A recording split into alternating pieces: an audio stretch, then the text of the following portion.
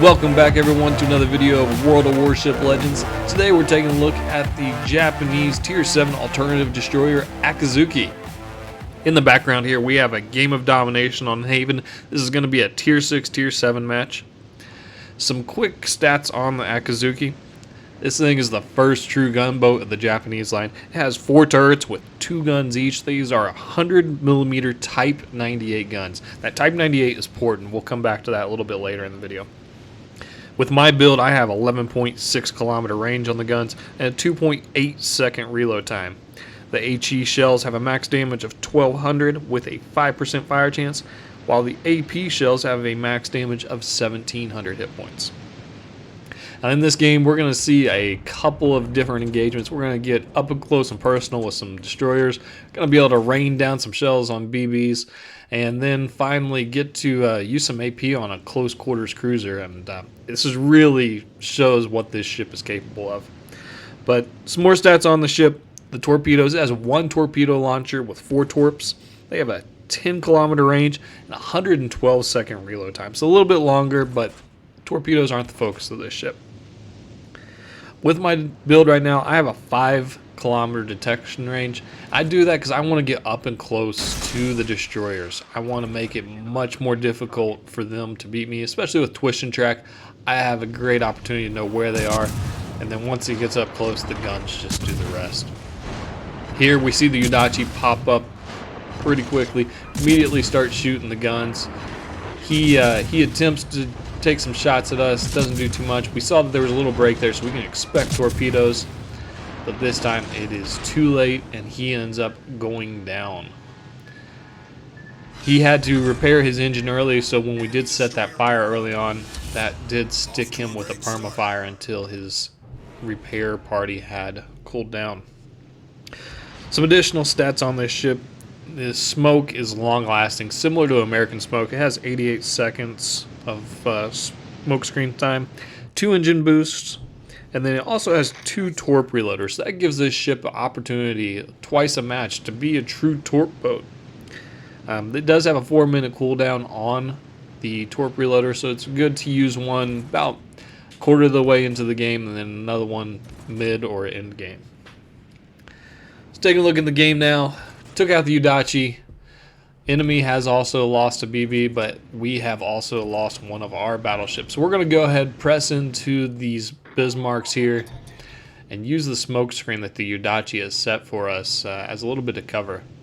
Looking at the map, we can see that we do have another destroyer with us, and unfortunately he just cruises right through the cap, doesn't stop, unfortunately. But here the enemy destroyer pops up, so we immediately put the guns to work once again. That smoke screen's making sure that we're undercover. We don't have to worry about catching any return fire. We see that the Jervis has already shot his torpedoes, so we don't need to worry about them at this point. And we can just sit here in the smoke while we take him on. Now the Udachi smoke was starting to end, so we went ahead and did use our own smoke screen. And right here, just an absolute great engagement for us. Really showing what the guns are capable, how quickly they can whittle down health of ships. Now that the destroyer is gone, we go ahead and turn our focus onto the Bismarck. Both of these ships most likely are running anti-burn builds. That's just a smart way to run the battleships at this point, with the way that they have the light cruisers that can burn you down. So we're going to just go ahead and we're going to tack on 200, 300 point hits. But when you're launching 8 shells every 3 seconds, that is going to really start to add up. As you can see over on the right side, we're getting about 2/3 of our shells are penetrating on the superstructure. And that's key. So Kurita, who is my commander for this, I run Kurita with Swirsky and Bay as my inspirations. He has a legendary skill called Evil Sparks, and this increases the penetration of your HE shells by 50%, but you get 50% less damage out of your HE shells. That skill is a scam. Stay away from it. Don't use it at all, because it turns out that the Japanese 100mm Type 98 guns all have a specific penetration value, though. They're one of the only guns in the game that have this, but its specific penetration is 30 millimeters armor.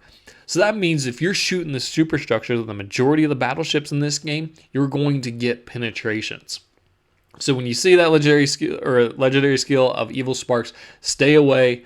All you're going to do is give up damage potential. I ran a test with 20 games. I ran 10 with Evil Sparks, 10 without, and it was absolutely astounding, the difference. You didn't get any more damage from penetrations. All you did was lose raw damage. So stay away from it. Go ahead, use Unstoppable, as the engine on this ship does seem to get knocked out quite a bit. A couple of other notes on the ship. It's relatively slow. It moves slow in the water. It turns slow. So you got to make sure that you're very deliberate with your actions. It's kind of hard to recover if you go off in the wrong direction. Here we see the Iowa come around the island. So we're going to go ahead and use our first torpedo booster. Again, this allows us to get 8 torpedoes in the water, and those things are 21,000 damage per hit. So they're packing quite the punch. As he sneaks back behind the island, we're going to go ahead, press into the cap, because it is always important to get capture points first. We do have the friendly destroyer down there throwing torpedoes at the Iowa as well. Unfortunately, it looks like his torpedoes forced the Iowa to turn a little bit, and that's going to cause the Iowa to turn out of the way of our torpedoes. So unfortunate, but since he did eat some of those, most likely he got flooding when it really looked like he had the damage con. So what we're going to do, we're going to take the opportunity here to fire some shots at him from around the island. Even if we get spotted a little bit, it's not extremely detrimental to our health at this point. So we're going to go ahead, start letting the shells fly, and absolutely just start tearing into them. Almost 400 point hits, a couple that were near 800, and then we get the fire going. That's going to be a perma-fire as his damage con cools down. We don't want to push too far. We want to make sure that we're going to drop a spot the second he goes behind the island. So we go ahead, hit reverse, and finish up capturing this point. So we take a look at the roster there. We do see that Siegfried is around here. He is up at sea, so we need to be a little bit mindful of him. His sonar is fairly strong and can absolutely spot us from a ways.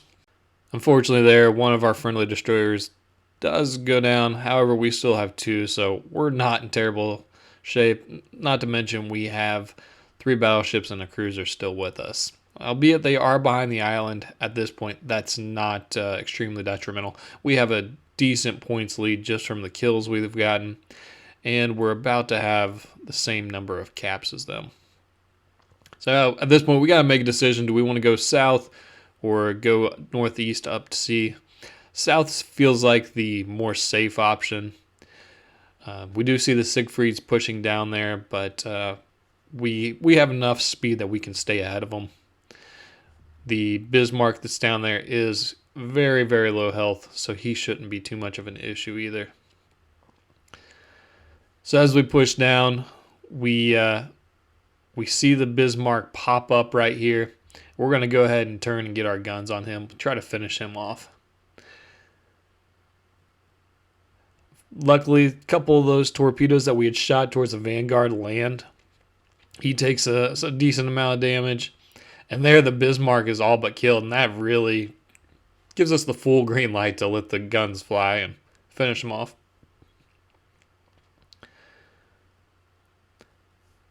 As this is happening, we do see that the Siegfried has come down, and we're going to fire our first salvo is just HE. That's what we had loaded, and then we're going to switch over to the AP here. And this is one of my favorite things to do in this ship. If you have a cruiser that's broadside, Siegfried's not going to be a great example because it is pretty well armored. Say this was a Mogami or Charles Martel, you can absolutely chew through them. Even so, we're still chewing through his armor pretty good.